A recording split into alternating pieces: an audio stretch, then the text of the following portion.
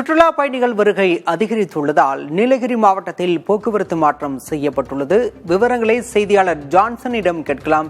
Johnson, எந்தெந்த பகுதியில் போக்குவரத்து மாற்றம் செய்யப்பட்டிருக்கிறது? அங்கு இதனால பயணிகள் எந்த அளவுக்கு சிரமத்தை எதிர்கொண்டிருக்காங்க? நீலகிரி மாவட்டத்தில் தொடர்ந்து தற்போது இதமான காலநிலை நிலவி வருகிறது. மேலும் தொடர்ந்து அதாவது கிறிஸ்துமஸ் மற்றும் புத்தாண்டு விடுமுறை என்பதால் இன்று முதல் வருகிற 5ஆம் தேதி வரை நீலகிரி மாவட்டத்தில் பல்வேறு போக்குவரத்து மாற்றங்கள் ஏற்படுத்தப்பட்டுள்ளது. இப்ப பாத்தீங்கன்னாக்கா ஊட்டியிலிருந்து மேட்டுப்பாளையம் போறவங்க கோத்தகிரி வழியாக பயன்படுத்தி அந்த வழியாக செல்வதற்கு ஒரு வழி பாதையை பயன்படுத்தப்படுகிறது. அதே போன்று மேட்டுப்பாளையத்திலிருந்து உதவி வருபவர்கள் குன்னூர் வழியை தேர்ந்தெடுத்து அந்த வழியாக தான் வர வேண்டும். இது என்ன காரணம்னாக்கா பொதுவாக நீலகிரி மாவட்டத்தில் ஒரு 6000 முதல் 8000 வாகனங்கள் மட்டுமே இ பாஸ் உதவியால் அனுமதிக்கப்படுவதால் அதிக வாகனங்கள் குவியும் போது போக்குவரத்து நெரிசல் ஏற்படக்கூடிய வாய்ப்பு இருப்பதால் இந்த ஏற்பாடு மாவட்ட காவல்துறையினர் ஏற்படுத்தியிருந்தனர்.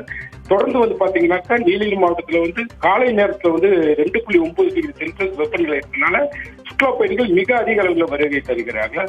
இதனைத் தொடர்ந்து கர்நாடகா மற்றும் கேரளா பகுதியிலிருந்து அதிக அளவிலான சுற்றுலா பயணிகள் வரனால மாவட்ட காவல்துறை இந்த ஏற்பாடு பண்ணியிருக்காங்க. இதனால பெரிய அளவிலான பாதிப்பு ஏன்னா அவங்கள எதிர்பார்த்து வராங்க, இந்த மாதிரி ஒன் வே தான் இருக்கணும்னு சொல்லி எதிர்பார்த்தா வராங்க. ஆனால் சுற்றுலா பயணிகள் பெரிய அளவில் பாதிப்பு இருக்கக்கூடிய வாய்ப்பு இல்லை. நன்றி ஜான்சன், உங்களுடைய விவரங்களுக்கு.